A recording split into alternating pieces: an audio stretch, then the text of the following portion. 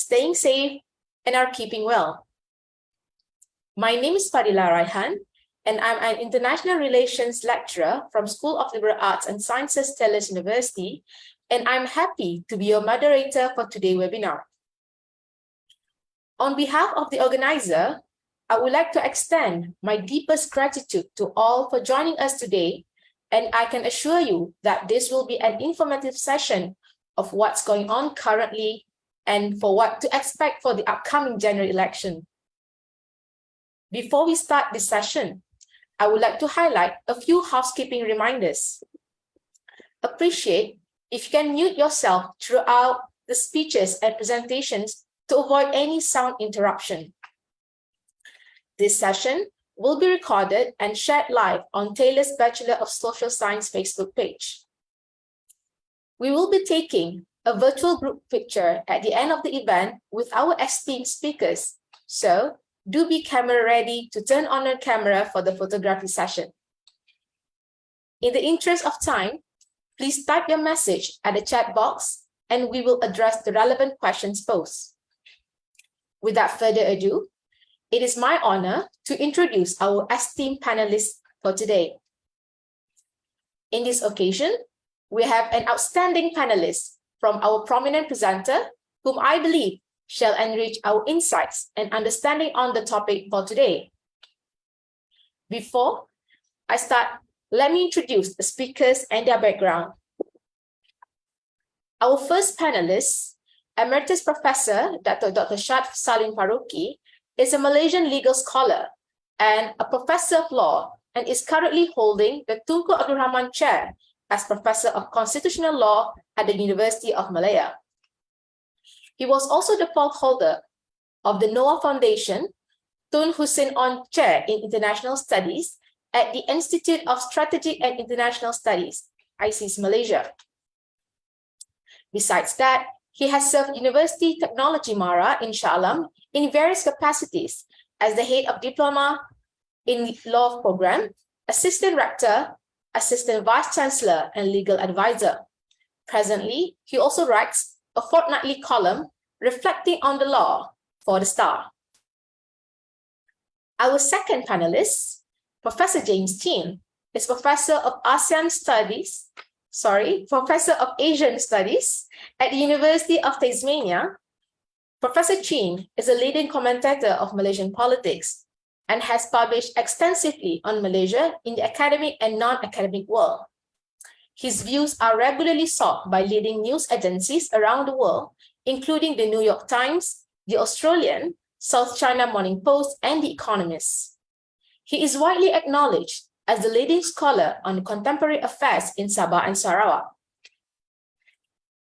And our final panelist, Dr. Chandra Muzaffar, is the president of International Movement for a Just World, an international NGO which seeks to critique global injustice and to develop an alternative vision of a just and compassionate civilization guided by universal spiritual and moral values. As former professor and director of Civilizational Dialogue of University Malaya and Global Studies in University Science Malaysia, Dr. Chandra has published extensively on civilizational dialogue, international politics, religion, human rights, and Malaysian society. Given his extensive contribution, Dr. Chandra is a recipient of a number of international awards related to his scholarship and social activism. Before we start, I would like to invite Mr. Anas from Zubaidi Ems Berhad for his welcoming speech. Please welcome. Thank you, Fadila. Just a quick one. Assalamualaikum, salam sejahtera. On behalf of Zubaidi and Taylor's SLAS, School of Liberal Arts and Social Sciences, thank you so much, Prof Shad, Prof James, and Dr. Chandra. This time around, we have a lot of traction. Many WhatsApp me saying, how did you manage to get 3 great speakers at one time? So I'm very proud that the 3 of you will be presenting today and sharing your thoughts. And many say it's very timely, our topic. Prof James, many wants to know about what's going to happen in Sabah, Sarawak. In fact, about at least 50% of the question is that. So it'll be very interesting to see your point of view. And those of you who wants to watch this again, we are going to actually, you please go to our Facebook and you can listen to our three great speakers again. Thank you so much. I'll pass back to you, Fadila. Thank you, Anas. And thank you so much for joining us today. We have a good mix of audience in this session today, and I'm sure that all are eager for us to get started on the webinar entitled General Election 15 and Coalition Politics in Malaysia. I know we have only about an hour for this presentation. With so much knowledge, each panelist will have 20 minutes to present, so let us begin. Let's begin with the first panelist, Professor Emeritus Dr. Shad Saleem Faruqi. Professor Shad, the screen is yours.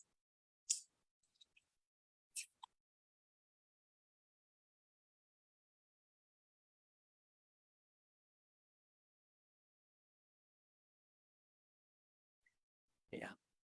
Assalamualaikum warahmatullahi wabarakatuh. Encik Anas, Prof Chin, Dr. Chandra, Chief Fadila, ladies and gentlemen, I'm going to speak to you about constitutional conundrums if it is a hung parliament. My intention is not to make any predictions about the elections. I'm not even saying we are going to have a hung parliament. It's entirely possible that behind the scenes, there may be coalitions that we do not know about. Nevertheless, if it is a hung parliament, what are some of the constitutional dilemmas? May I have the next slide, please? Now, in the aftermath of a general election, the most critical and politically controversial issue is the appointment of a prime minister by our king, the young Dipertonagong. The monarch's wisdom and sagacity is greatly challenged when there is a hung parliament, by which I mean a parliament in which no party or coalition commands confidence of the majority of the members in the elected house, which in the case of the Dewan Rakyat will be 112 MPs out of 222. Now, may I say something a little bit mischievously? Hung parliaments, though productive of instability, are ironically a possible indirect indicator of a free and fair electoral contest and are very common in mature democracies. Next, a hung parliament can occur due to a number of factors. First of all, an inconclusive general election outcome, and I've given some data from Australia and Britain. Number two, when during the 5-year term of parliament, a slim government majority is eroded either by deaths, resignations, or by election defeats. Number three, defection of government MPs to the opposition ranks. This happened in Britain in mid-78, in 96. We all know that in Malaysia, this happened at the federal level in February 2020 and August 2021, and innumerable other times at the state level.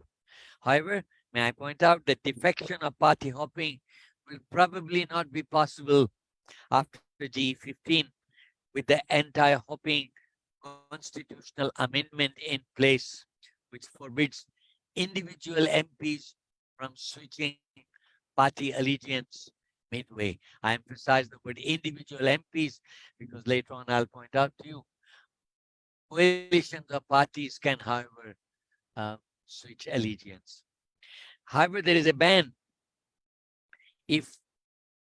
However, there is no ban if parties or groups change loyalty en bloc, a situation that elicits the cynical comment that hopping by individual MPs is now forbidden, but collective hopping by all the parliamentary members of a party or coalition who, while remaining within their party, join a new coalition it's not forbidden.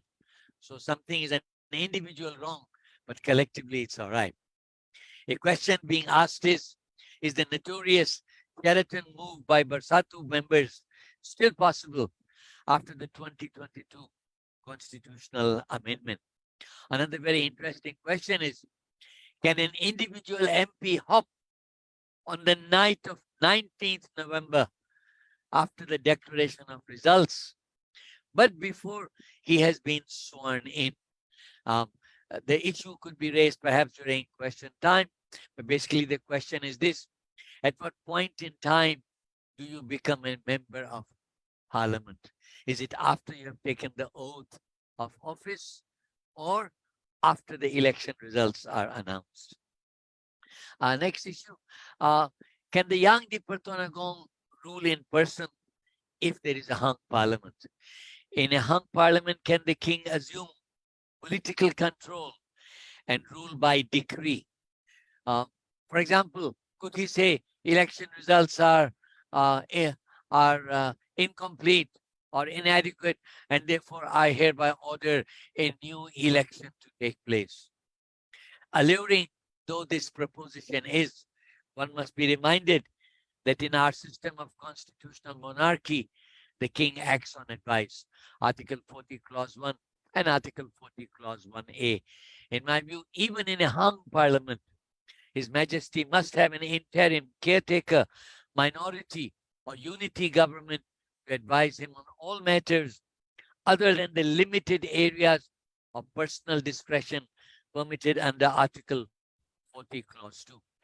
However, I have to point out to you that there is a growing body of scholarly opinion that if there is a caretaker government or an interim government or a minority government without the legitimizing support of a parliamentary majority, then its advice is not binding on the king, because Article 40, Clause 1 and 40, Clause 1A are applicable only when the Prime Minister has parliamentary support.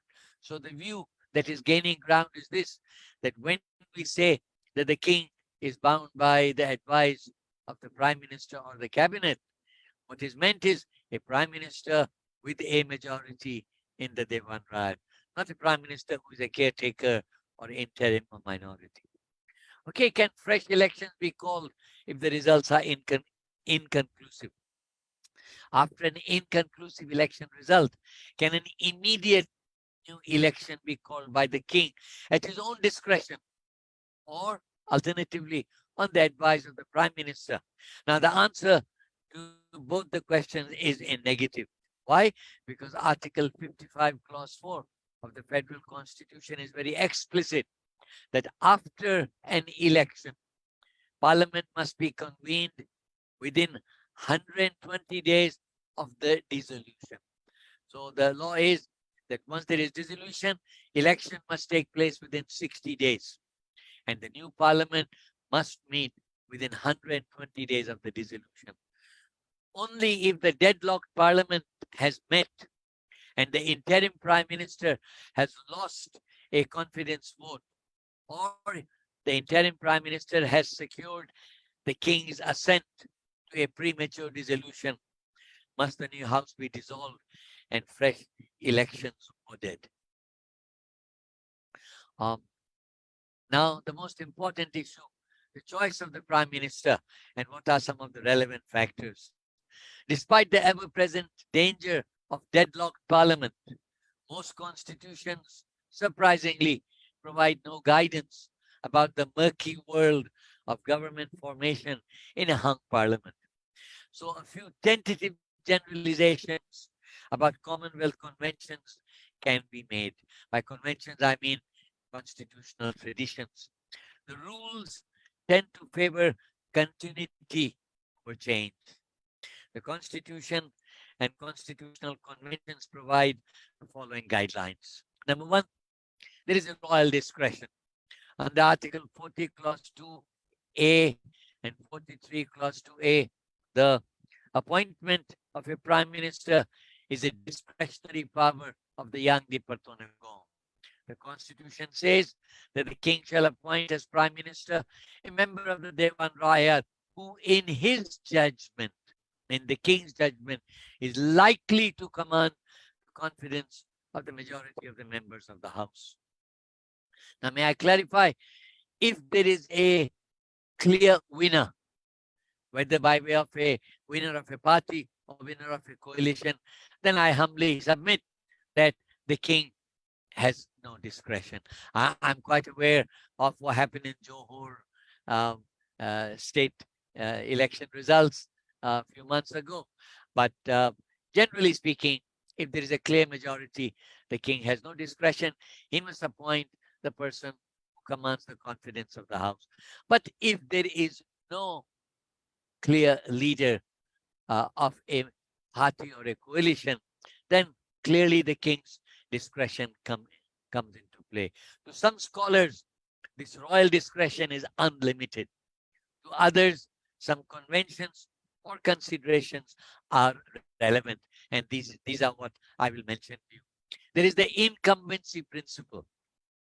In Britain, there is no strict rule that a caretaker prime minister who was not returned with a majority must resign immediately. Much depends on how closely he lost, how close the numbers are for him or against him in the elected House. In the UK in 1974, Ted Heath, and in 2010, Gordon Brown, though not victorious, stayed put in Downing Street while they attempted to forge coalitions with the Liberals. In Australia, similar thing happened in 2011 when Julia Gillard tried to get some independents to join her, and she remained in office. This indicates that in a stalemate, the incumbent PM is given the first bite of the cherry, first opportunity to form the post-election government. The king is not obliged to choose the leader with the largest number of Dewan Rayat seats if the caretaker PM is able to forge a working majority. I'm sure you'll agree with me that whoever gets the first chance to form the government will have some clear-cut inherent advantages. I just want to alert you that if after GE15 there is an inconclusive result, caretaker Prime Minister Dato Sri Ismail Sabri may continue at the helm till a regular appointment is made. And may I point out to you, how long can this caretaker continue? There is no time limit. There is no time limit. I know that in some Scandinavian countries, the caretaker has stayed in power for about 15 to 16 months. Okay, the next principle or next convention is position of the leader of the opposition. A number of British scholars, among them Marshall and Jennings, are of the opinion that if the incumbent PM is defeated or he resigns, the leader of the opposition should be invited by the monarch to form the government. However, this convention was not considered when Prime Minister Nizamudin resigned in August 2021, and it was not clear who, if anyone, commanded a majority. The leader of the opposition was not invited to form the government. Next one, the largest group. Nepal's constitution explicitly states in Article 76, Clause 3, that in a gridlock, the leader of the largest group in parliament should be invited to form the government. Malaysia has no such provision, but I think this is an option, a worthy option open to the young di Pertonagon. Next one, minority government. The ability of the government to command parliamentary confidence. I want to emphasize the difference between parliamentary confidence and parliamentary numbers. The two are separate things. So the ability of the government to command parliamentary confidence is central to its authority to govern in a parliamentary democracy. But commanding confidence is not synonymous with having a majority. If all efforts fail, the incumbent and the opposition could cobble together a coalition, then the Yang di Pertuanagon can install a minority. Sorry, I was going to say, if a coalition attempt fails, then the Yang di Pertuanagon may install a minority government, which may rely on an ad hoc support from MPs or groups to survive no confidence motions, like what happened in Australia in 2011. And this uh, uh, ad hoc arrangement may succeed in surviving no confidence motions, pass budgets, and secure essential legislation.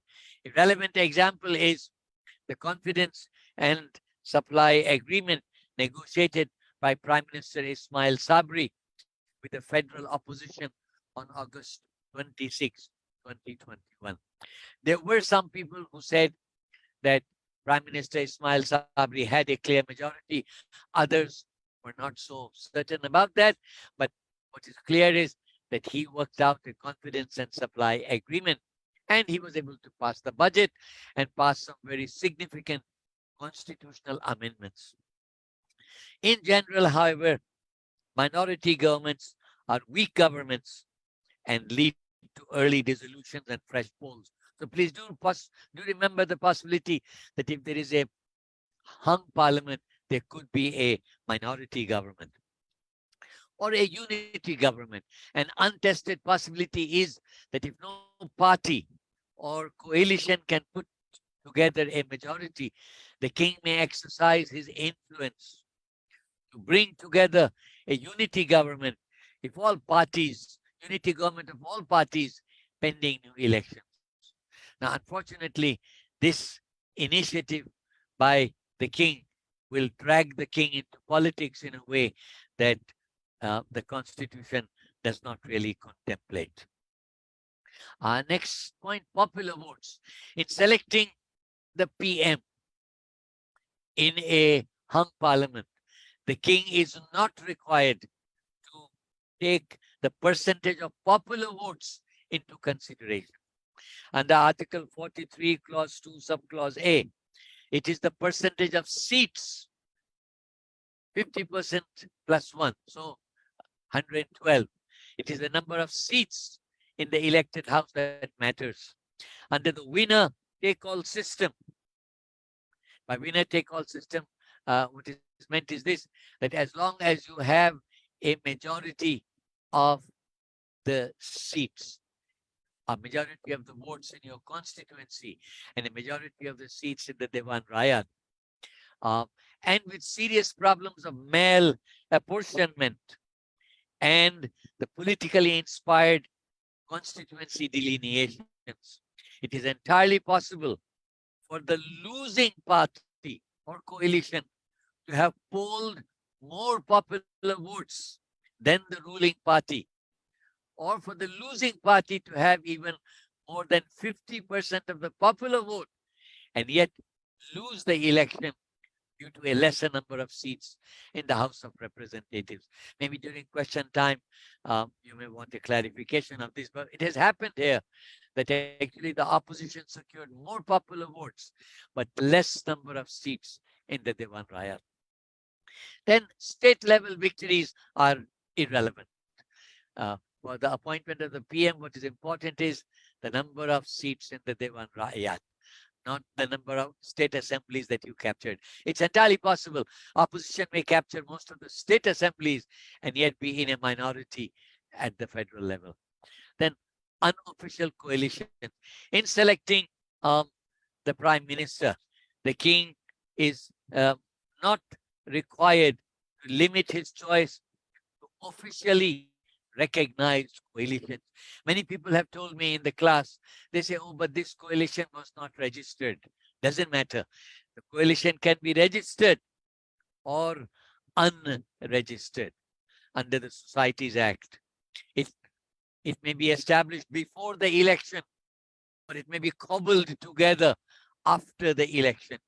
His Majesty can choose the leader of a loose coalition, and as long as the leader is likely to command the confidence of a majority of the members of the Dewan Rayat.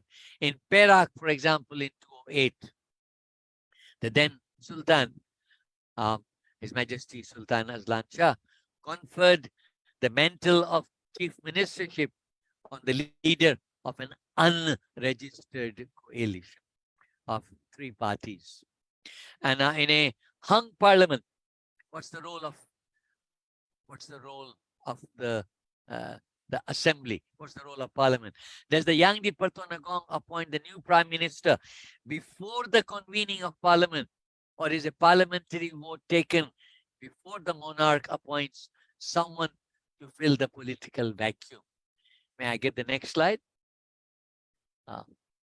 In Malaysia, the political tradition appears to be that the prime minister is appointed before parliament is convened. The prime minister is appointed, then the appointed prime minister then advises the king on the date to summon the Dewan Rayat. For example, at the federal level, Prime Minister Muhyiddin Yassin was appointed in March 2020. Prime Minister Ismail Sabri was appointed in August 2021 without any prior confidence vote on the floor of the House. So in this respect, the Malaysian tradition is a little bit different from the UK, where they call the elected House to session, they determine who has a majority, and then they appoint. Now, next one.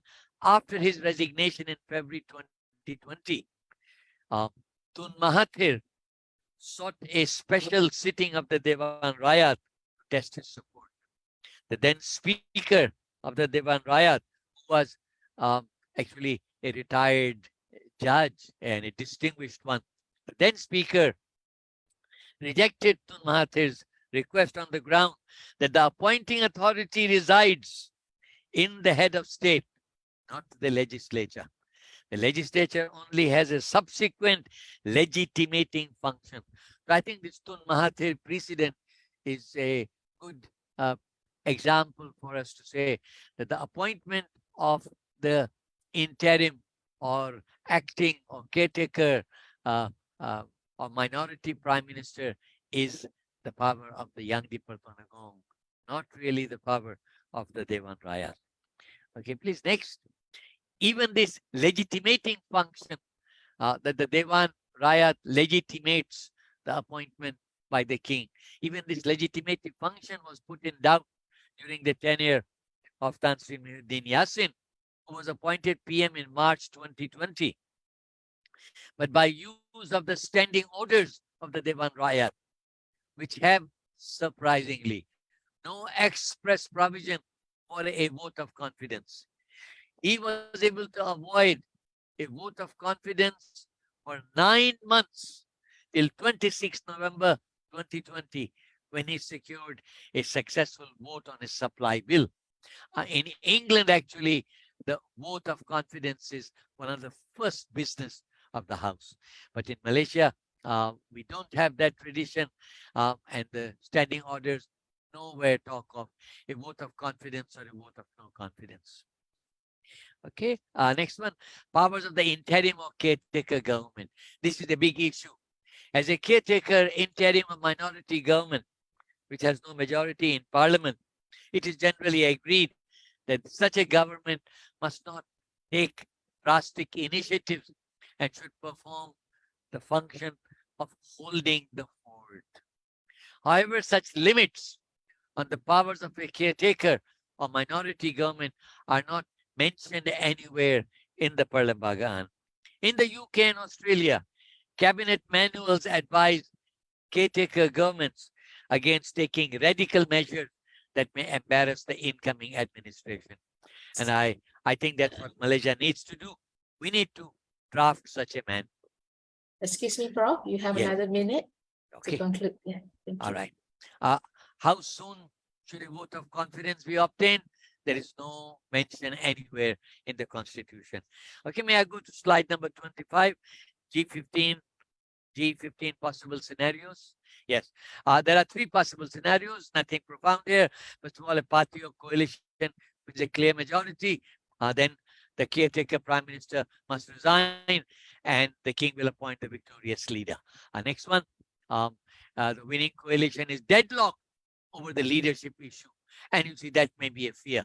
Though a party or coalition wins the election, there is some problem about choosing its leader, in which case the king may appoint the incumbent prime minister.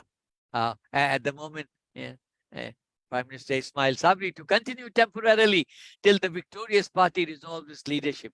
Alternatively, the king could follow Australian precedents and appoint a caretaker prime minister from a minority party to help the affairs of the state while the winning party makes up its mind.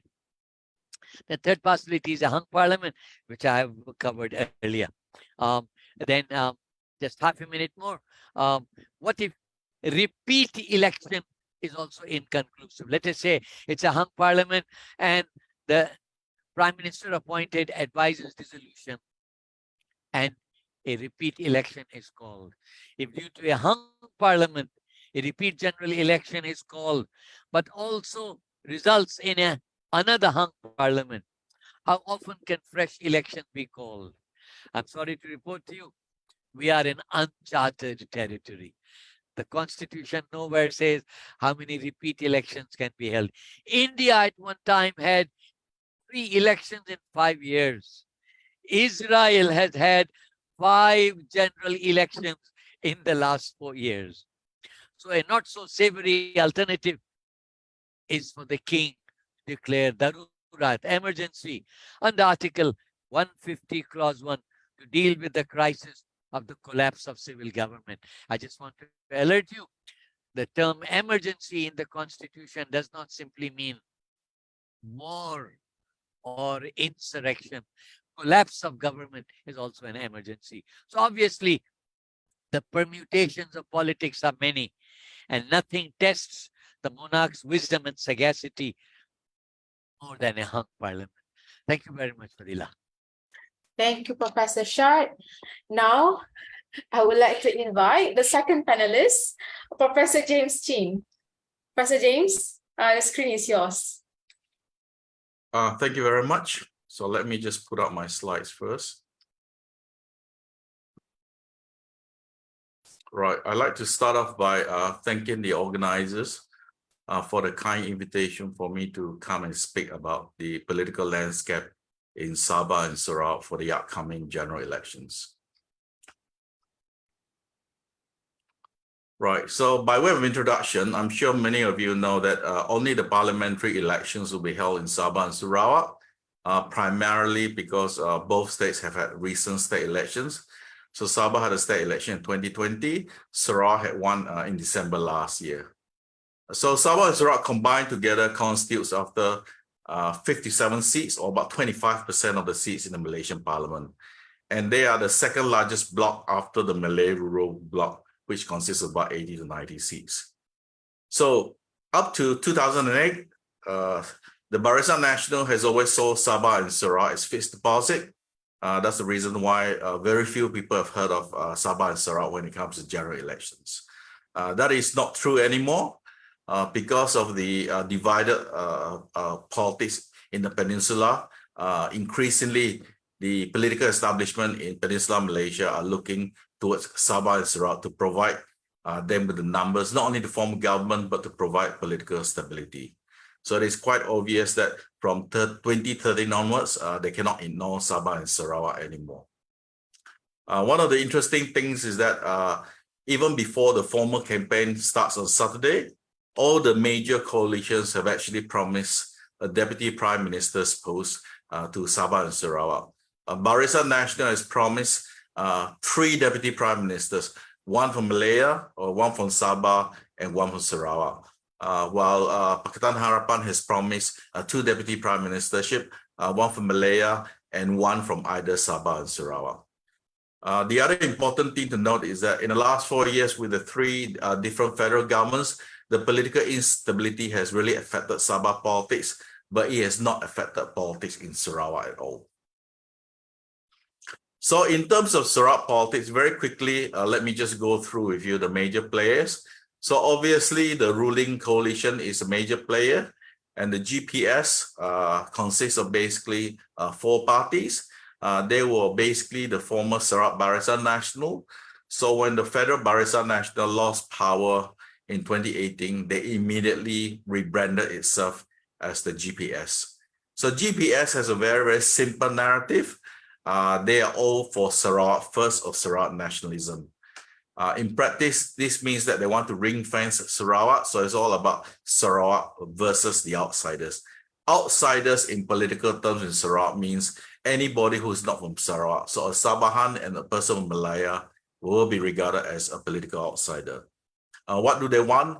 Basically, they want MA 63, Malaysia Agreement 63 agreement to be fully implemented to the letter.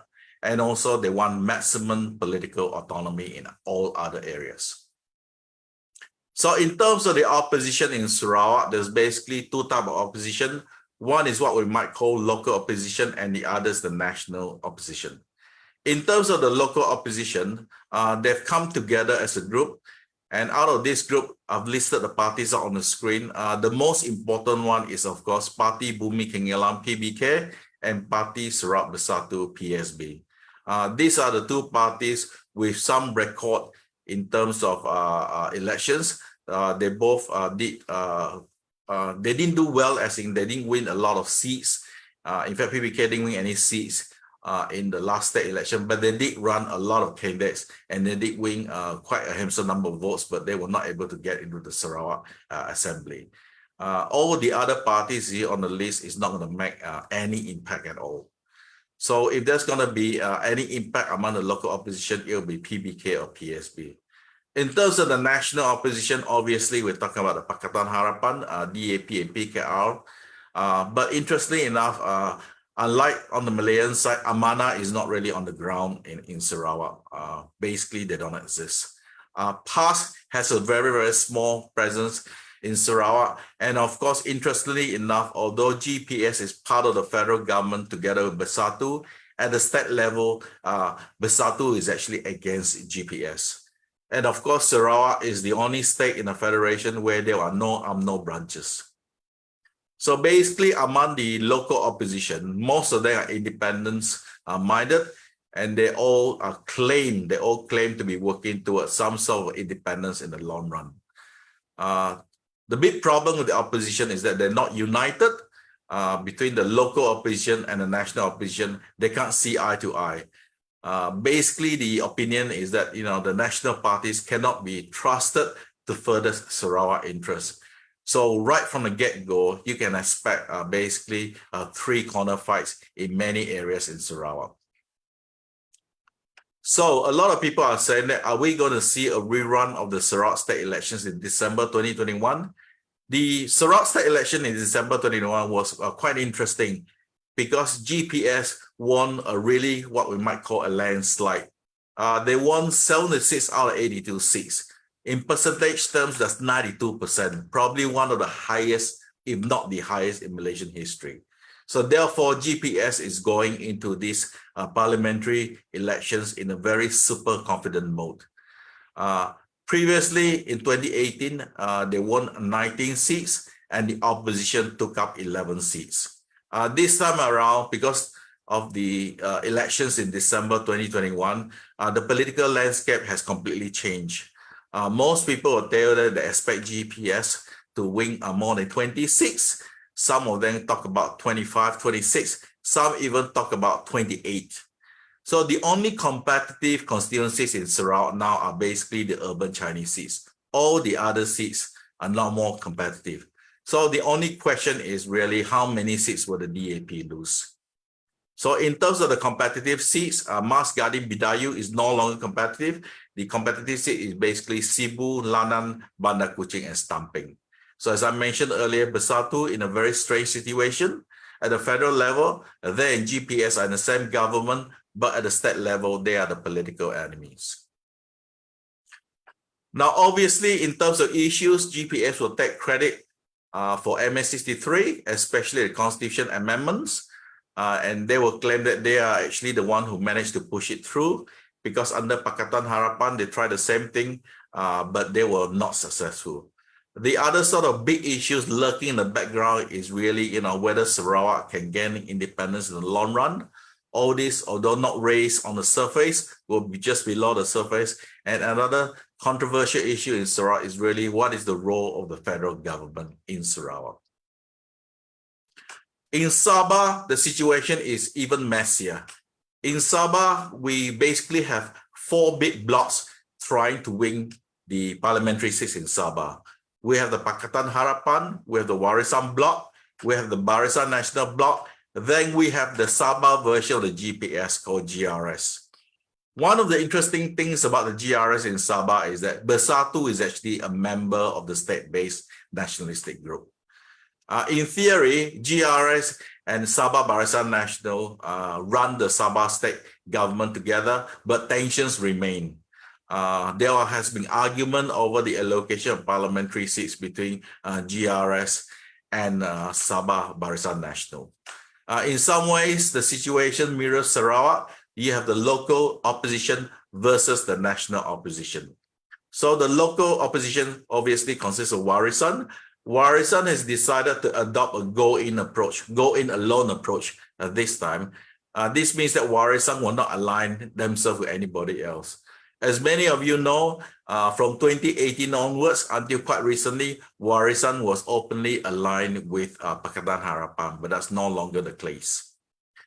In terms of the GRS, even though they project themselves and said that they hope to form something like a GPS in Sarawak, they have a problem explaining why Bersatu is part of GRS.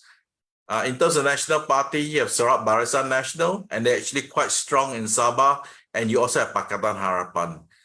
Most people tell you that in terms of the Sabah Pakatan Harapan, it really falls down to the DAP and PKR. Amanah is not really, have any real presence in Sabah as well. So like Sarawak, all the parties in Sabah say Sabah nationalism and MA63 are the core issues, and they all claim that GPS is actually a good model to follow. So the sort of election talk in Sabah is all about forming a Borneo bloc. So the idea is that they want to follow the GPS model in Sarawak. They want all the ruling parties to be reconstituted as state parties, come together under GRS. And the idea is that if GRS is a big enough bloc, they combine together with GPS to form the Borneo bloc so they can get maximum concessions from the federal government. But because, as I mentioned earlier, they're sort of split in practice into 4 different blocks, you can expect multiple corner fights in all constituencies in Sabah. Again, in Sabah, the competitive seats will really be the Chinese urban seats and selected Kedazan Dusun Murut seats. What is interesting this time is that Warisan, as I mentioned, has always been seen as a Sabah-based party. But this time, they're trying to export their model of multiracial politics to Malaya. So this time, they're also running slightly more than a dozen candidates in Peninsular Malaysia. And this is really a historic moment because traditionally, prior to this, it was West Malaysian parties entering Sabah and Sarawak rather than the other way around. The other big issue in Sabah, and this is unique to Sabah, not found in Sarawak, is of course the issue of PTI, what they call illegal migrants. One of the interesting things was that due to Undi 18 and the automatic registration of voters this round, suddenly they found the voting roll in Sabah, you have about 500,000 additional voters. What is really, really strange about many of these voters is that they're classified as Indians and Malays. And any of you who have been to Sabah will tell you that the Indians and the Malays are really a very, very small minority in Sabah. So there's a lot of fear and mistrust. A lot of people say that maybe these 500,000 are really PTI people who were given, sort of Malaysian ICs quite recently in order to help certain parties win this election and the coming elections. In terms of this PTI vote, all the parties have sort of gang up against Warisan. So Warisan is normally painted as a PTI party or friendly to the PTI group in Sabah. The other thing that's very important in Sabah is that Sabah politics is really driven by personalities. So I expect on Saturday, there'll be some strong Sabah personality who will come out as independent because they were not nominated by one of the major parties. So final word for me very quickly. So ironically, while the entire country is searching for political stability because of the 3 governments we had in the 4 years, Sabah and Sarawak may not be on the same page. One of the interesting things is that Sabah and Sarawak may not want political stability. So let me elaborate a bit further. One of the problems with Sabah and Sarawak is that they feel that they've been marginalized in the last half century. And the only reason why they got a better deal now for the last 10 years, since 2013 onwards, was because the Malay political establishment in Peninsular Malaysia cannot get it together. There's no dominant Malay party. So in some ways, they're quite happy the situation where the major parties in Malaya or the Malay parties in Malaysia requires the support of the parties in Sabah and Sarawak to stay in power. And when they need the votes from Sabah and Sarawak, this means that, you know, Sabah and Sarawak will have leverage, and it is very likely that they can get more concessions or issues settled to the MA63 issues, and they can also get maximum development funding. But more importantly, they can push for more political representation at the federal level, at the cabinet level, at the ministry level. And of course, this will in the end lead to more political autonomy. So what I'm suggesting here is that all the political competition action this coming general elections will mostly be in Sabah. Sarawak is mostly quiet because of the dominance of the GPS. And if there's going to be any competition in Sarawak at all, it will be in the Chinese areas and maybe 1 or 2 Dayak constituencies. And of course, there is an absolutely high probability that whoever forms the government next round will have no choice but to appoint a deputy prime minister from Sabah or Sarawak. And I think that's a very good thing. Thank you very much. Thank you, Professor. All right. So last but not least, I would like to invite our last panelist for today, Dr. Chandra Muzaffar. Dr. Chandra, the screen is yours. Thank you. Moderator, fellow panelists, friends, peace be with you. I'd like to begin by thanking Taylor's University and Zubaidi for this kind invitation. I'm supposed to look at coalition politics and Malaysia's future. Perhaps the best way of looking at coalition politics and Malaysia's future is by looking at coalition politics in Malaysia's past. If you look at the past, there have been 2 successful coalitions in Malaysia. One is a coalition that was established in 1954, the Alliance, comprising UMNO, MCA, and MIC. And that coalition provided leadership from 1955, 2 years before Merdeka, right up to 1969 and a couple of years after that. But by 1969, it was already a broken, fractured coalition. Now, one of the main forces which explained the birth of that coalition made up of 3 ethnic parties, was of course Merdeka. It propelled the coalition forward. And after Merdeka, the idea of development, a certain degree of freedom, and a certain degree of tolerance for ethnic and cultural diversity, which has set the tone for the nation for a very long while. But in 1969, that coalition under Tunku Abdul Rahman got into deep trouble. Why? Because there was serious erosion of support amongst both Malay and non-Malay voters in the peninsula. Sabah and Sarawak, they were not part of the crisis that took place. But in the case of the peninsula, serious erosion of support among both Malays and non-Malays for reasons connected with the arrangements that took place at the time of Merdeka, issues of ethnic relations and all the rest of it, compounded by some challenges in development. As a result of that erosion of support, it was obvious that the alliance was not workable anymore. So that was, in a sense, the beginning of the end, 69, of the first successful coalition. And it was a successful coalition because it provided leadership for the critical years immediately after independence. The second attempt at forming a coalition was after the May 13th, 69 riots, a very serious attempt to develop a new type of coalition. And it's very significant that in this attempt, the first party to be brought into the nascent coalition was actually from Sarawak, the Sarawak United People's Party.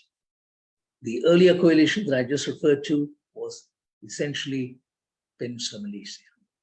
No Sarawak party was in that coalition, three-party coalition. But the first party in the new coalition was from Sarawak. The Sarawak United People's Party joined up with UMNO, MC, and MIC to form a new coalition, which at that time was not named as yet. It was an expanding coalition. People's Progressive Party, which was in the opposition, also joined the coalition. So did the Gerakan and PAS.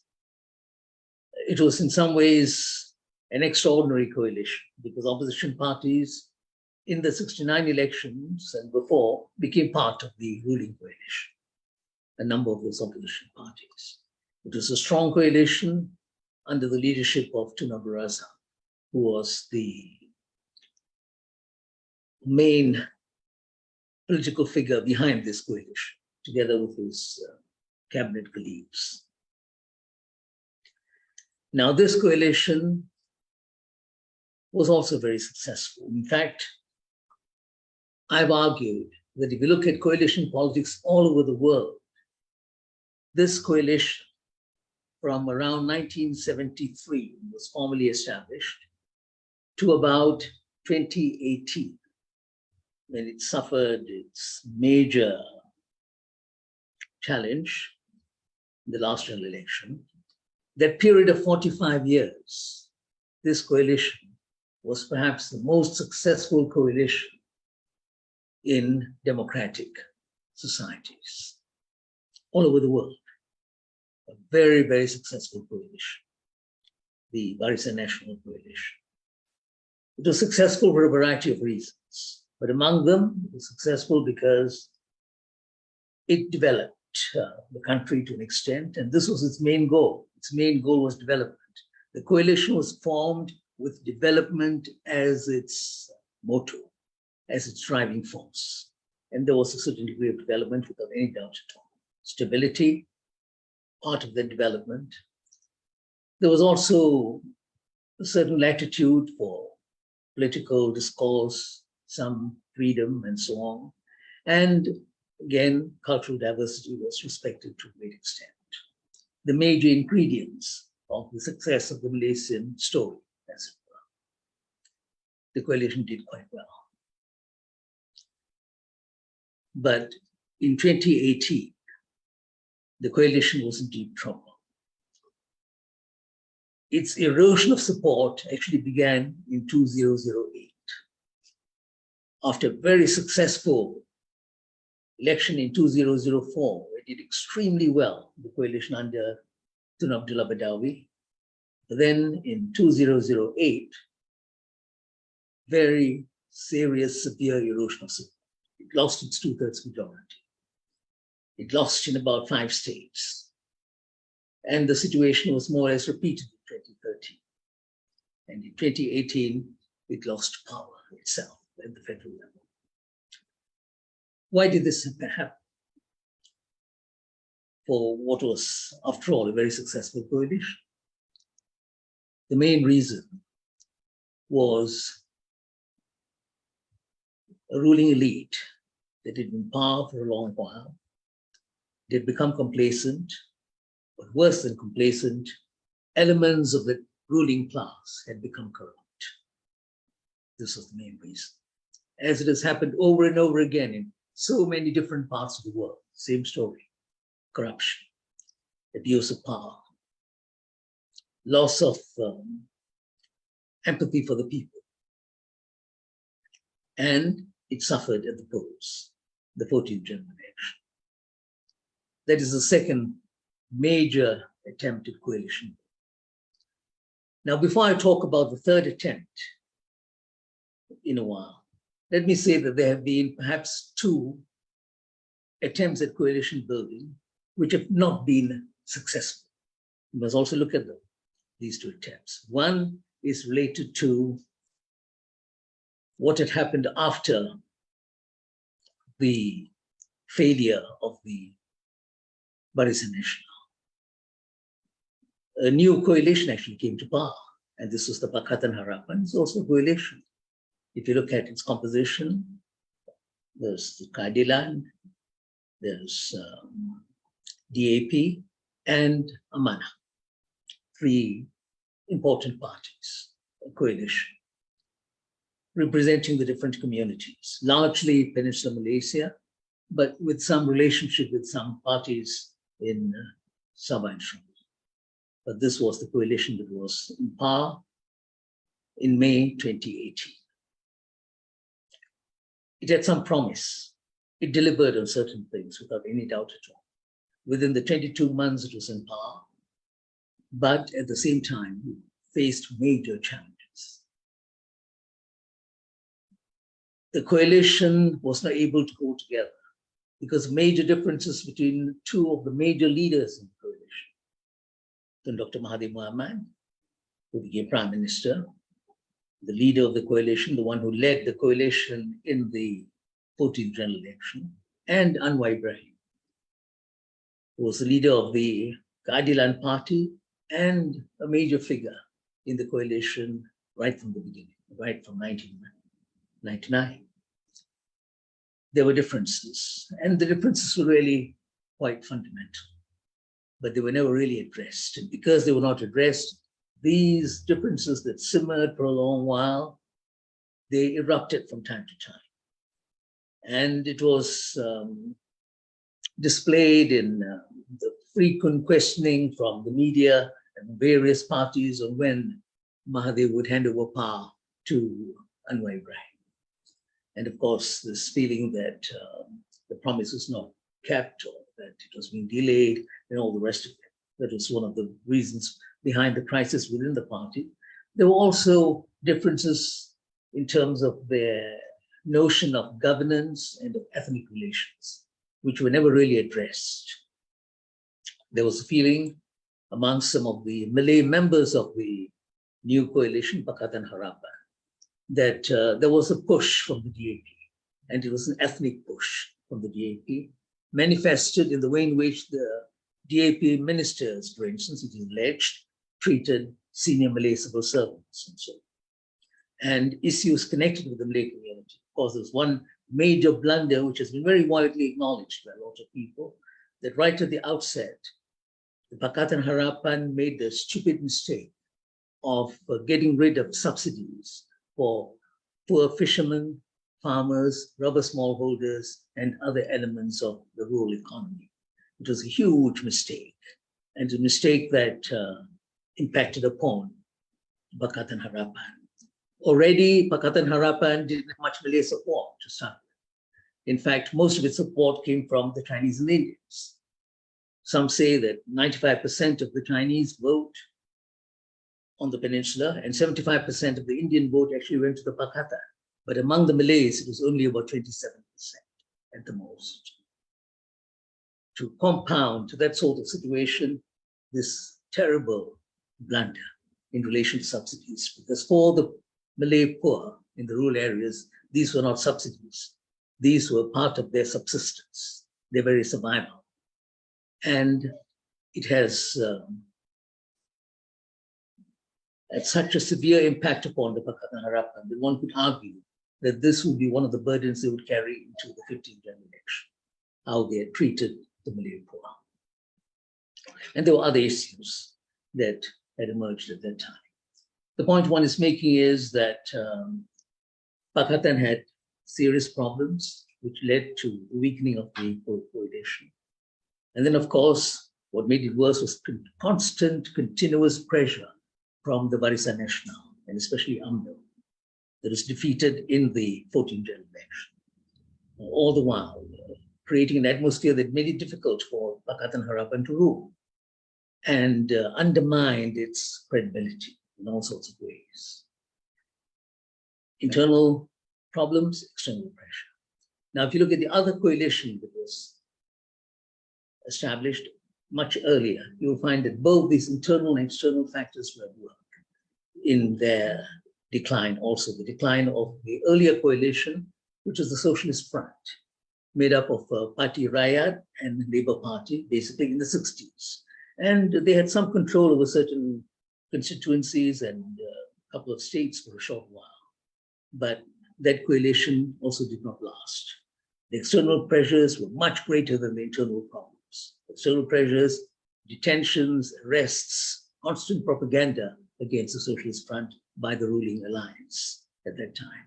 But within the Socialist Front, also problems related to ethnic issues, leadership, and so on. And it didn't work. So if you look at the successful coalitions and those that were not that successful, we begin to get an idea of how coalition politics has worked in this country. Now we come to what I see as a possible third attempt at coalition building. And unlike all the previous attempts, coalitions established before elections, coalitions established in ordinary political circumstances and so on, this time we may be seeing the emergence of a post-election coalition. Post-election coalition, which is different from a pre-election coalition. And that could happen if, let's say, there is no one party that has an absolute clear majority in the 15th general election. And people are talking about this. This is the sort of, talk that is going around town, that no coalition. And we've got 3 coalitions this time, which again makes it different from past elections. We've got 3 blocks coalitions this time. We may not have any coalition commanding an absolute majority, a clear majority. In other words, not even a majority that is workable in the ordinary sense of the term. If that's the situation that confronts us, what is going to happen?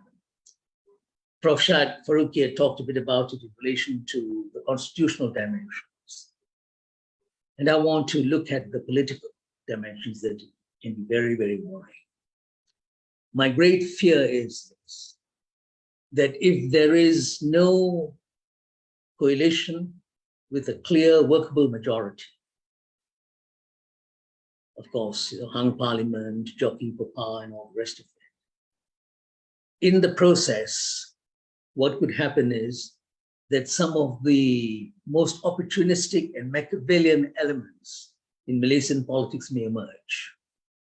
And they may be able to forge a coalition of sorts, which may make sense to people who would be worried that there is no government as such. There is no stable government. What do I mean by this? It may be a coalition which is both Malay and non-Malay. If you look at it in terms of Peninsular Malaysia, both Malay and non-Malay may give the impression that it's workable, but it may have brought to the fore some of the most opportunistic and Machiavellian elements in Malaysian politics. They'd be able to forge a relationship, which is possible, and they would be there in power with all the dire consequences. This, I think, would be sad if this happens to the country. You may have people who want to be in power, who have got no other consideration. Of course, most politicians are like that. But this would be more than just the desire to be in power. It may be because they've got other personal agendas, including staying out of prison, for instance, or, making sure that the law does not apply to them, it does not bring them to the halls of justice. There may be all these considerations we don't know. Or maybe because someone who has always wanted to be prime minister sees this as the opportunity to become a prime minister. Don't forget, this is the rumor that is going around, that there is some sort of understanding between certain political personalities that may become a reality. Now, I would like to suggest, dear friends, that in this sort of situation, civil society, our citizenry, they should speak up, they should act. Why should we always think of coalitions in terms of political parties? Because if you look at the constitutional requirement, what is needed as far as legislative rule is concerned, what you need is a leader who commands the support of the majority in parliament to form a government. That is what is required. It doesn't say a political party, a leader who has the support of the majority. Suppose there are a number of individuals, good people, and I think there are good people like that in Malaysia, on both sides of the divide, on the opposition and from the government. If they can come together in a situation like this and say, let us try to form a unity government, but a unity government with some very clear purposes, the most important of which must be to really fight corruption, which has been the biggest drawback in our society for the last few years. Excuse me, Prof. We Yes, have 2 more last minute, minutes. actually. Determination, a strong determination to eradicate corruption. That should be their first goal, their first agenda. And if they can come together and say, all right, it must be a person who's with credibility, not someone who makes speeches about fighting corruption, but a person who's got a track record to show that he is capable of standing up against corruption and who has got a good record. And there are a few individuals of that sort. At the moment, I think, in Malaysian politics, in leadership roles, they should come together in a situation like that, in a situation of political flux, come together and say, all right, we try to form a unity government made up of individuals from all the different political parties, because what I see in Malaysian politics today is that they're good people from almost every party. I know of a couple of small parties which are made up of people of great integrity. Let them all come together, form a government, and make this its first goal, fighting corruption.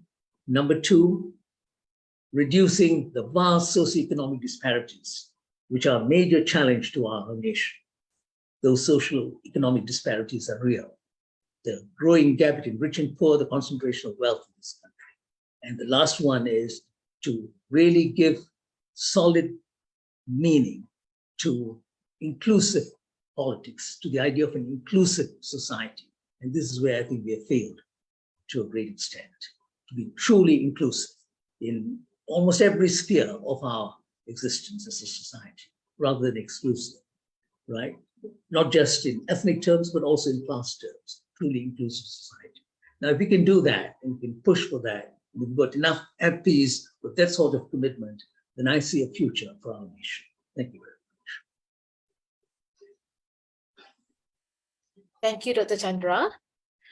I would like to pose this question to all the panelists here today. Now we'll address the queries put forth. Allow me to share screen.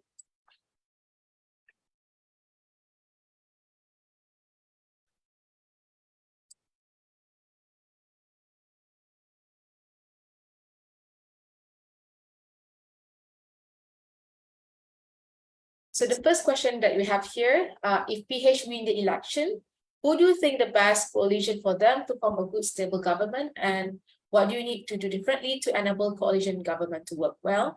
And how anti-hopping law works on coalition politics as to prevent the repeat of backdoor government?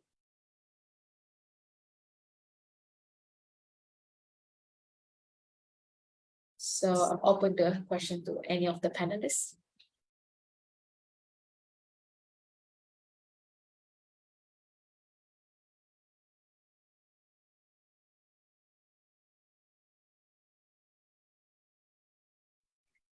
We start with Fadila, Prof Shad. Yes. Yeah, I will skip the first question. I'll go Okay, to sure. the anti-hopping one. All right.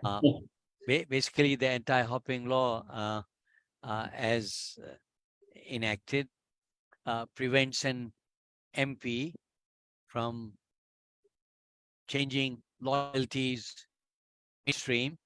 If he or she does that, what can happen is that the speaker can be informed by anyone. Then the speaker has, I think, 24 days or so within which to make a decision that the seat has fallen vacant. And then a by-election shall be held in that seat. So this person will have to vacate his seat.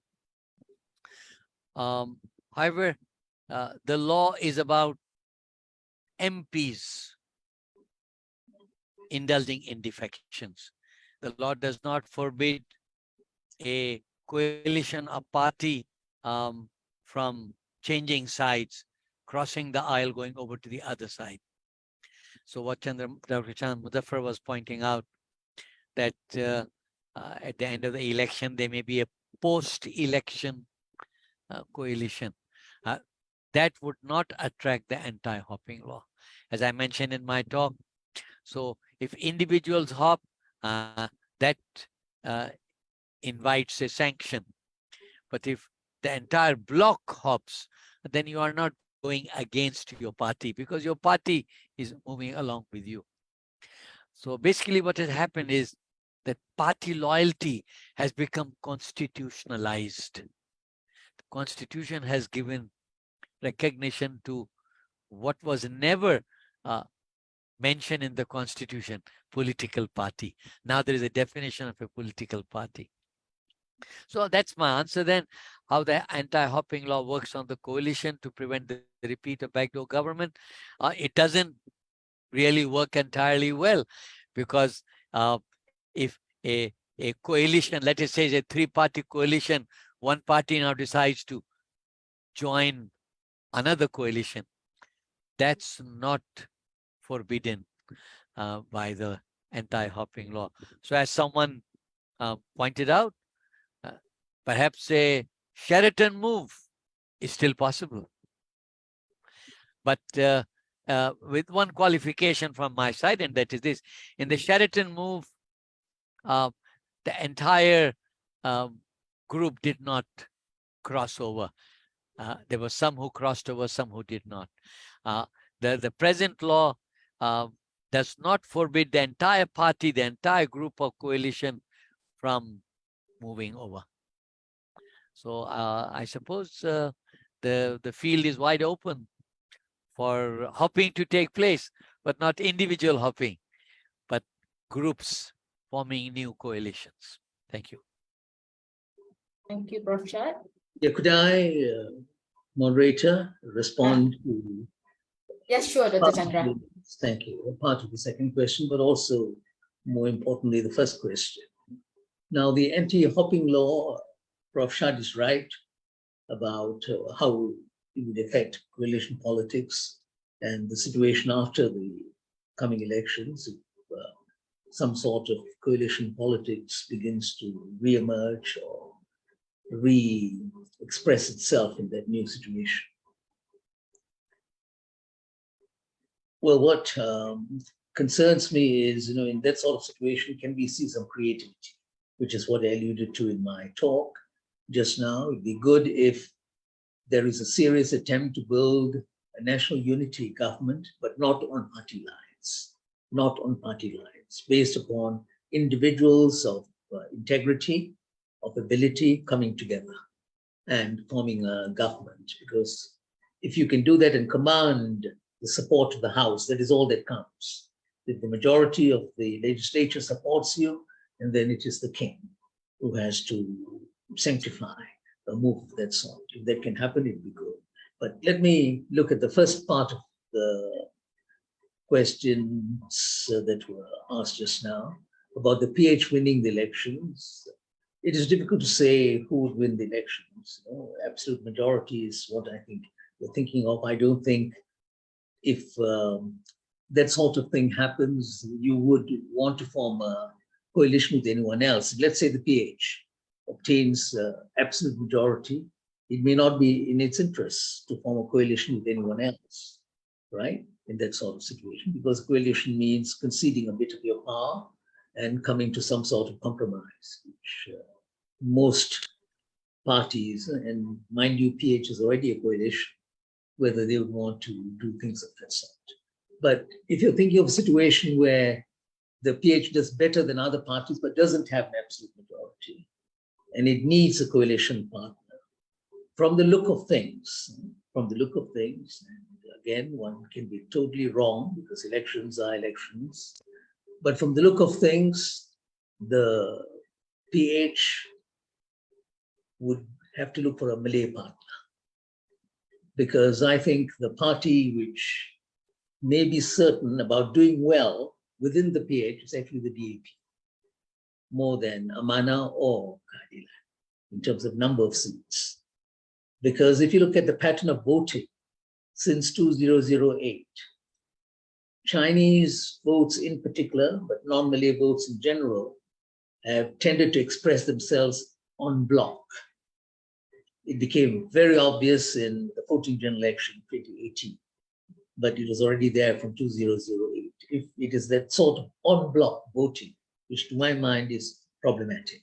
But if that happens, if there is that en bloc voting on the part of the Chinese community this time, again, then I think the PH will be a coalition that is Chinese dominant, non-Malay dominant to a great extent, and we'll have to look for a Malay partner. Now, what sort of Malay partner would it look for? I think this is where the question of ethics and principles and so on come in. For a lot of people in the DAP, they've said openly a number of times they don't want to work with UMNO.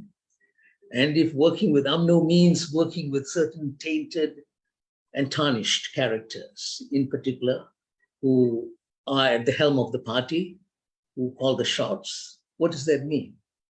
It would mean that there are no principles at all. You're prepared to work with individuals of that sort. And the same thing with the individuals in Barisan Nasional, UMNO in particular.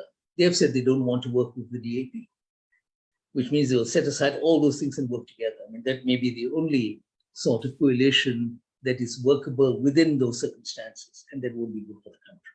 I'd alluded to that in my talk. That's something that we should reflect on. Thank you. Thank you, Dr. Chandra. Would Professor James would like to give insights on this question? Okay. So my position is that when you talk about Pakatan Harapan or Barisan Nasional winning the elections, who will be the best coalition partner for them? I think the last thing that will come to their mind is the issue of ethics, or who will do the right thing or the wrong thing. It is really a pure numbers game at that stage. So I think we have to be realistic. What sort of background these people have is totally irrelevant when you try to put together a government. You have to remember that, for example, I can openly say here that PAS is keeping the options open. So you can see that even though PAS has gone into this election as part of Perikatan Nasional, they have made no commitments about post GE15 coalition. So same thing with the Sabah parties and the Sarawak parties. They're looking at where they can make an impact and what is the sort of the best deal they can get. So it is a pure numbers game. In terms of the second question about the anti-hopping law, the anti-hopping law in Malaysia will not work. I have seen this law in another country that was passed 20 years ago. It will work in a limited number of situations, but it doesn't work when the entire party moves. So when you talk about coalition government, basically you're talking about parties coming together. So the reason why this laws was approved by Parliament was because there's a purpose-built loophole into it. The politicians know it, and that's the reason why they went for it. This law will help the party leadership to discipline their own members, but it will give them complete freedom to move the parties around. Thank you. Thank you, Professor James. Let's move to the next question. So why until now Sabah and Sarawak leaders have not exerted their rights as spelled out in the 1963 agreement? And is the setup of petrols a compromise from the federal government? And how can both Sabah and Sarawak regain their equal partner status? I believe this question is dedicated to Professor James. Oh, I thought Professor Shad will answer it because it's more or less a legal question. All right, I'll do my very best to answer. The reason why Sabah and Sarawak were not able to assert their rights in the 1963 Malaysia Agreement was up to 2008, the Federal Barisan Nasional or UMNO was too powerful. If those of you from my age or from my generation will remember, in those days, UMNO actually stands for Under Mahathir No Opposition. So this includes internal Barisan Nasional Opposition. It was only, as I mentioned in my talk, that when the Malay establishment in Peninsular Malaysia, was basically weakened by breaking into many different factions and different parties, that suddenly they had to rely on Sabah and Sarawak to survive. So, for example, from 2008, without the MPs from Sabah and Sarawak, the Barisan National Government would have fallen. So that's the reason why from 2008, you had Malaysia there. Suddenly, people from Sabah and Sarawak were appointed as the Speaker of the House and the Deputy Speakers. So it's all due to, again, the numbers game. The setup of Petros is nothing to do with a compromise. It's got to do with the Sarawak government wanting to basically take as much of the oil and gas industries and put it under Sarawak control. The only reason why they can do that and force Petronas to give up some of the downstreaming contracts exclusively to Petros is, again, come back to what I said earlier, the federal government extremely weak. They rely on GPS to stay in power. So GPS was able to assert political pressure on the government to agree to the Petros. This was quite an easy deal to do because most people in Malaysia do not realize that under the Petronas Act, Petronas is actually answerable to only one person in Malaysia, and that person is the Prime Minister. So in this case, it was quite obvious that the Sarawak government or GPS was able to negotiate with the Prime Minister of Malaysia, and the Prime Minister of Malaysia agreed that Petronas should grant special concessions to Sarawak. And Sabah is in the process of also setting up their own oil and gas companies, similar to the models of Petros. So in terms of your question on equal rights, there is no such thing as equal partner status. There is no such thing in what they call it in political science when we talk about equal partner status. And this thing was never mentioned in Malaysia Agreement. Basically, bottom line is that there's a lot of confusion about Malaysia Agreement. So this requires a totally separate lecture. I would suggest that you spend the time doing research about Malaysia Agreement. There's actually no such thing as equal partner status, constitutionally speaking. Thank you. Thank you, Prof. James. Would Prof. Shad would like to add on this? Yeah, I agree largely with what Prof. James Chn pointed out, that this was basically a case of federal government not being strong enough to bulldoze its views. I'll just add one further factor, Prof. James, that it was not just that Barisan Nasional was too powerful. It was also that sadly, Sabah Sarawak leadership was cooperative in that for reasons not so noble. Sabah Sarawak did not have good leadership for a long time, and that's why actually Sabah Sarawak, especially Sabah, remains so terribly undeveloped. Now, I totally agree with Prof. James Chn that constitutionally speaking, this whole idea of equal partnership is very funny. It has no legal basis. What do you mean equal partners? Sabah Sarawak are not equal. Sabah Sarawak are more than equal in legislative matters, in financial matters, in so many other matters. Actually, the constitution is asymmetrical. Sabah Sarawak have more rights than the other states. But if you want to say Sabah Sarawak is equal to the whole of West Malaysia, that doesn't make sense. In what way? The Yang di Pertonagong is always from West Malaysia. The Senate has 2 members each from each state. So Sabah Sarawak have 4 senators out of 26. And then in the appointed senators, mostly they are from West Malaysia. And in the Dewan Rayat, Professor James pointed out earlier, Sabah Sarawak have only 56 out of 222. So I don't know how this equal partner thing came about. It's more politics, more emotionalism than legal reality.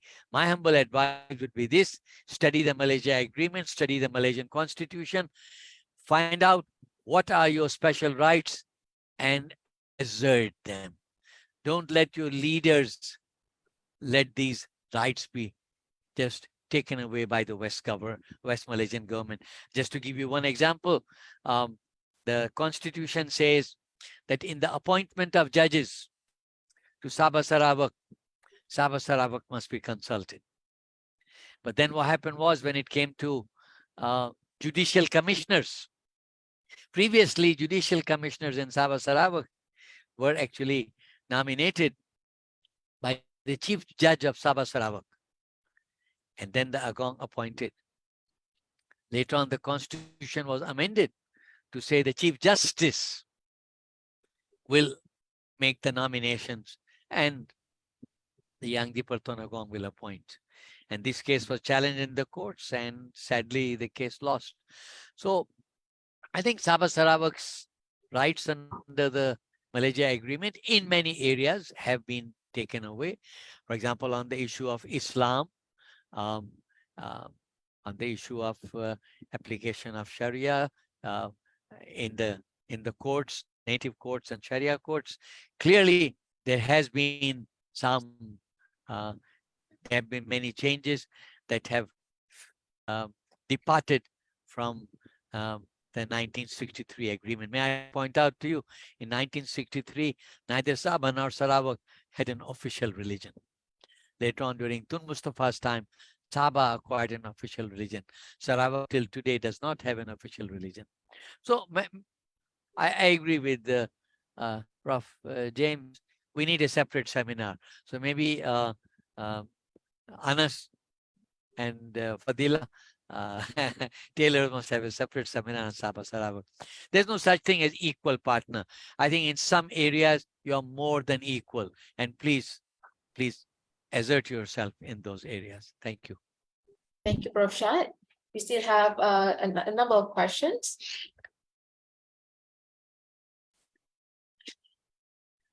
All right, so what is the role of race in future coalition politics, and will this G15 be the end of the race-based politics? Do you think race and religion is a factor taken into consideration by the first-time only 18 voters? So I'll open the floor to any of the panelists. I'll quickly answer this question because I have to leave soon. Yes, sure. So in terms of race and religion in Malaysia, I don't expect this issue to go away in my lifetime. No. In fact, I can quite openly say here, I expect race and religious politics or identity politics to get worse in this country before it gets better. The feelings towards race and religion is as strong politically among the young as it is among the older generation. It's just that it is play out differently. Thank you. Thank you, Prof James. Yeah, Fadila, could I Yes, Dr. Chandra, please. respond to this? Well, the sad thing about the discussion on race politics in Malaysia is we are using the wrong word to start with. It's not race politics that we should be talking about, because race in sociological terms has got a biological dimension. In Malaysia, what you're seeing is ethnic politics, not race politics.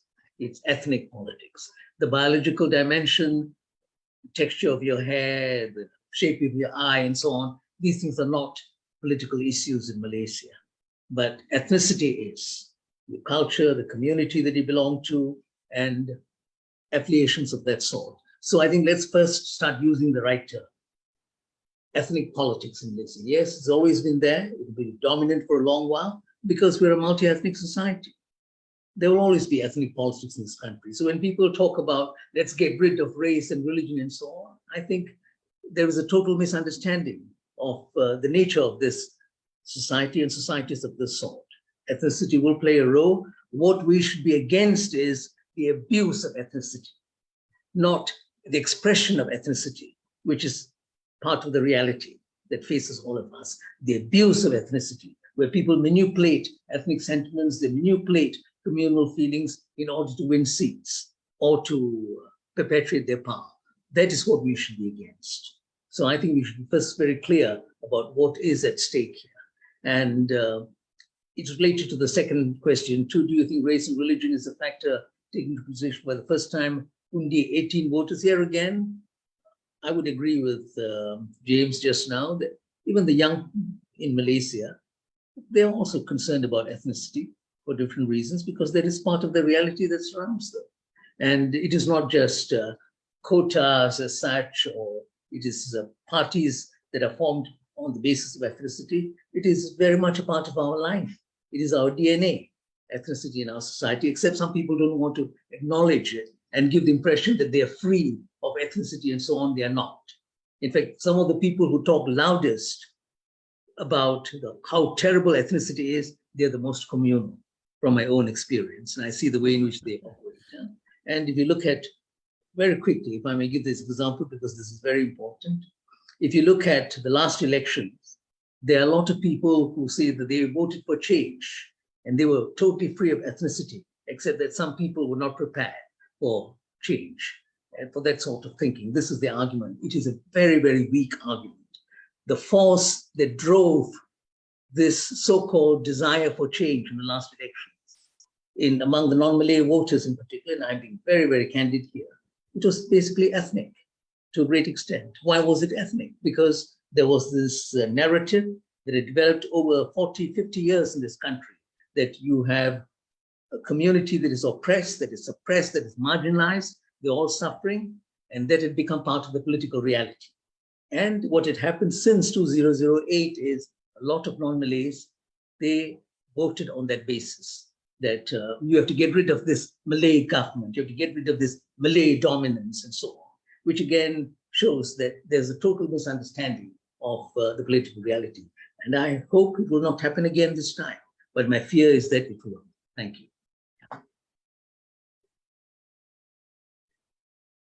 Thank you, Dr. Chandra.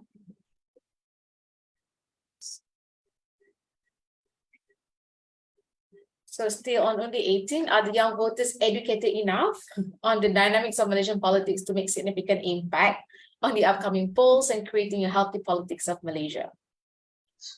I'll try that, Fadila. All right. With a little bit of cynicism. The question is, are the young voters educated enough? You know, the question could be rephrased. Are voters, young and old, educated enough? Let's face it, that actually constitutional literacy, issues of ethnicity or race or religion are not being very well articulated in a constructive way. So I think there's a great deal of there's a great need for proper education on these critical issues of Malaysian society in our education system, which it is lacking. So it's not just young voters. The young voters learned it from the older voters. And though I know there are some changes, like there is the internet gives an alternative source of information, but nevertheless, the fact of the matter is that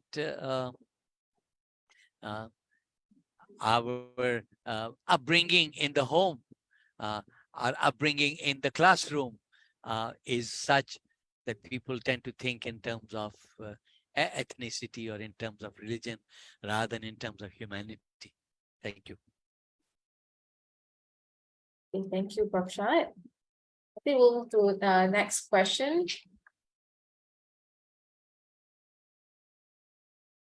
So how can Malaysians get to vote in a competent government that is more interested in running the country and looking after the economy and also in the well-being of every rakyat Malaysia?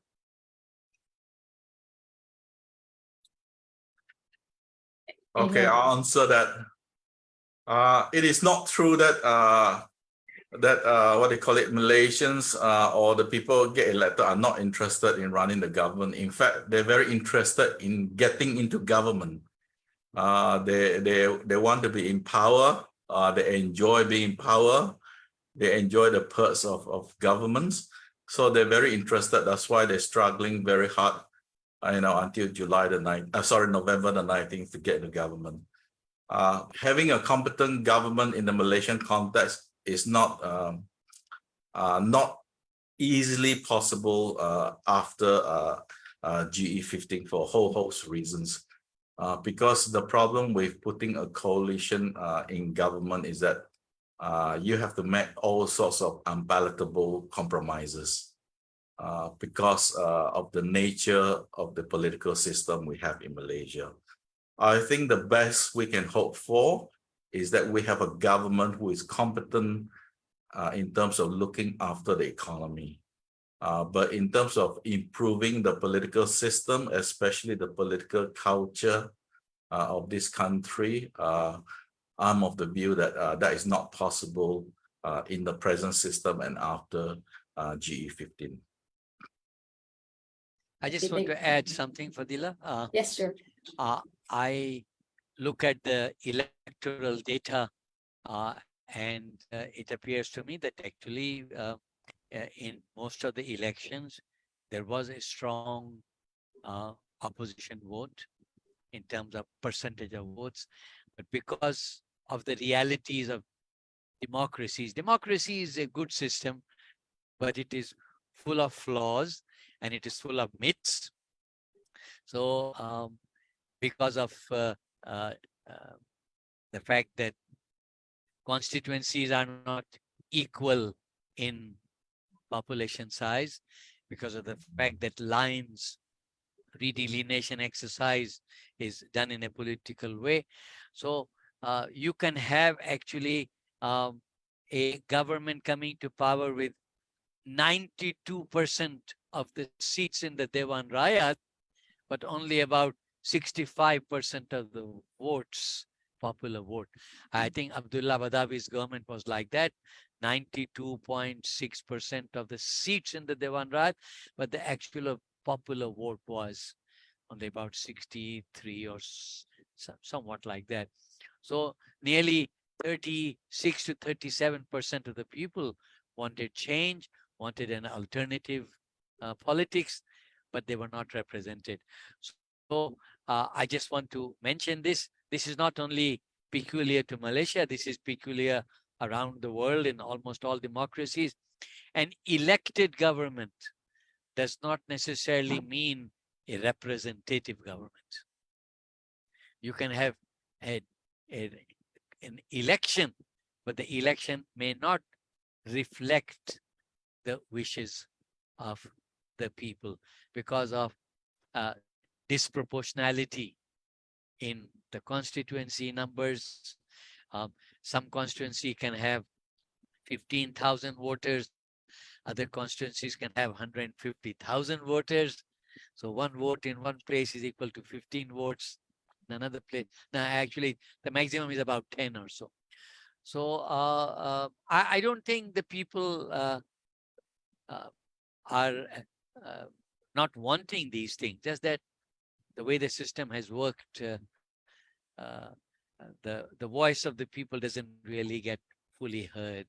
But that's a problem across the board in most democracies. Thank you.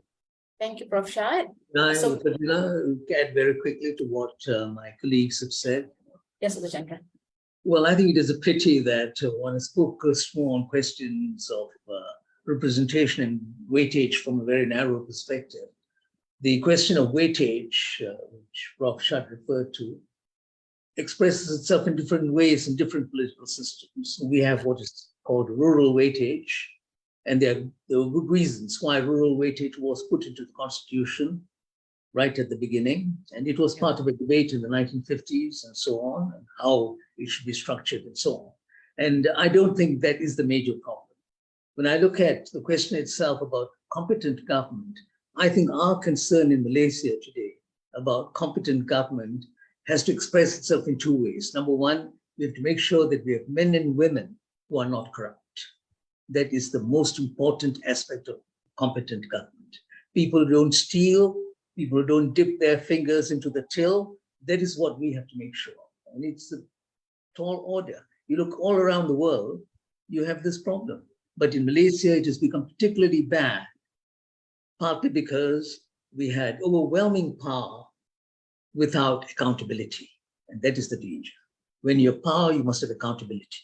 And we allowed that to develop for a very long while. We're trying to correct it now, but it's not enough. To give you a very simple example, because I don't want to take up too much time in this, you look at all these MPs and others who are very keen about the anti-hopping law, okay? But this is not the most important thing, or even about declaring assets. We were all part of a campaign in the past, and in the end they said, yes, we will declare assets and so on. But the most important dimension, they were not prepared to implement. Though there's been a lot of representation from civil society, and we've been pushing very hard on this. What is it? It is the financing of elections and financing of politics. That has to be open and transparent, because that is where vested interests come in and all sorts of influences impact upon our system. But we have not gone very far.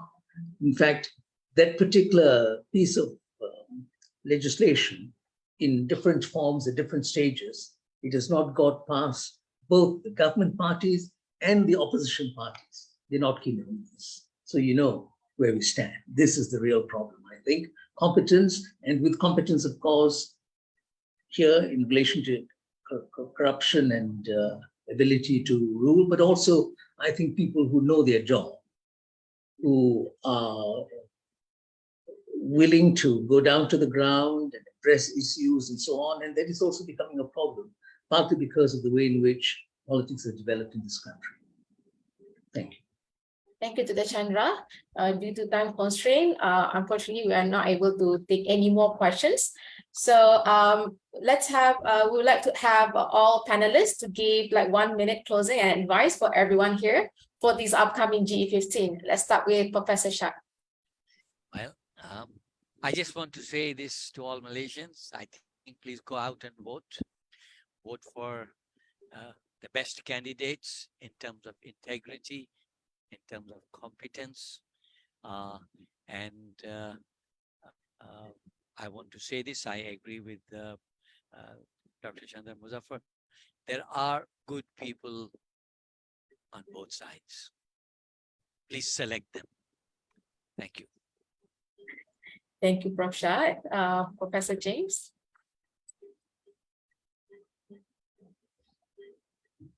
Prof James, Thank you very much.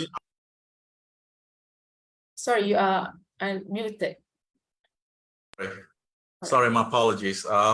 Basically, I don't think I'm in a position to advise people. I mean, if you're 18 and above, you're adult, you should be able to make up your own mind. The only so-called advice I give is really not an advice. It's just a reminder that a vote is a very precious thing. If you're given an opportunity to vote, you should go out and vote. And you should really, you decide. So I'm not going to tell you exactly what to do. Just get out and vote. Thank you. Thank you, Professor James. Dr. Chandra? I want to reinforce what my two colleagues have said, both Prof Shad and Prof James Chn. We are adults, we should know what we are doing. We should be mature. It's very important. And I think it is incumbent upon voters to know the candidates and the parties, what they stand for. Just don't be taken in by propaganda, because all parties indulge in it, and we should not become suckers of propaganda at this stage. Try to find out what we can about the candidate, about the political party, exercise our rationality, and vote in such a manner that in the end we would have a parliament and 3 state assemblies where you have more men and women of integrity and ability than those who don't have integrity and don't have ability. Thank you. Thank you so much, our panelists. And unfortunately, our time is up. Ladies and gentlemen, finally, we come to the end of it. We would like to say thanks again to all panelists for their informative and interesting input, and to the audience for your active participation. Please join me in expressing our gratitude to the panelists by clicking on your reaction buttons.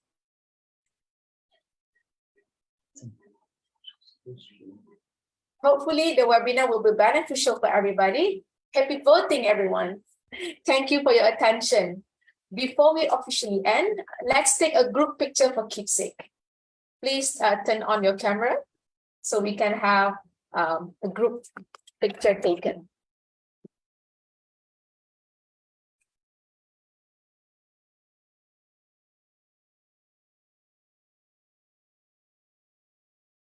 All right, so shall we start, Dr. Guido? All right, so let's have with the first page.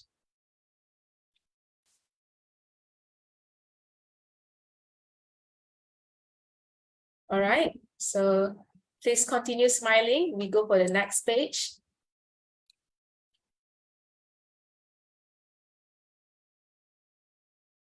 Okay, for the third page. All right. And this, okay, next page. Okay. I guess that's all with people who turning on the camera. Thank you everyone again. Good night. Night. Thank you. Thank you, Prof Shad. Thank you, Prof James. Thank you, Dr. Chandra. Very much, yeah. Thank you, Fadila. Thank you. Thank you, everyone.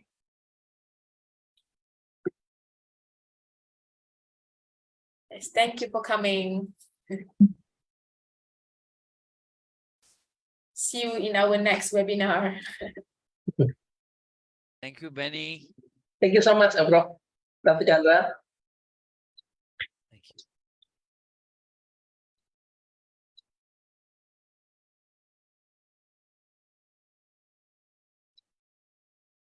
All right, everyone. Good night. Yeah. Okay, good night. That's nice. Yeah. Maybe the team want to wait for a while. Yeah. Yeah.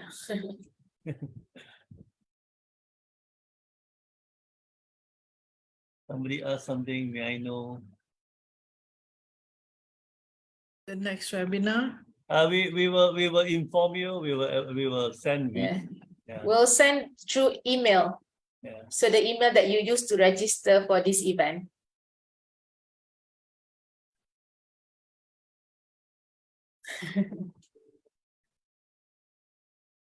Okay, thank you. Still quite a number in. Yeah. I'm still removing. Hang on.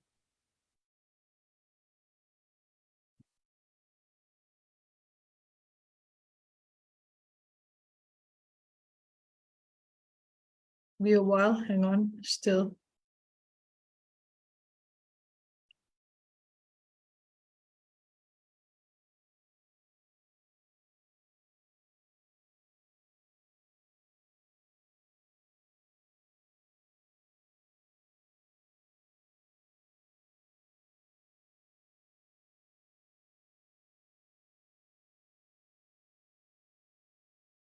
I'm removing it.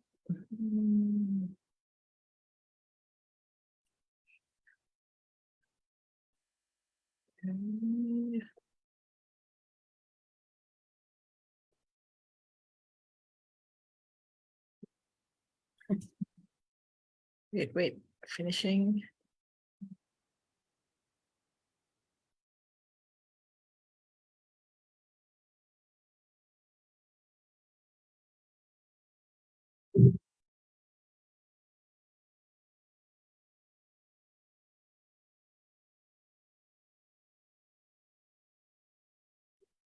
Okay. Two more. Okay. Rosia. I think this is the Rosia I know. Okay. I think it's a very good. Live. Have to stop live. Yeah. Stop live. Yeah.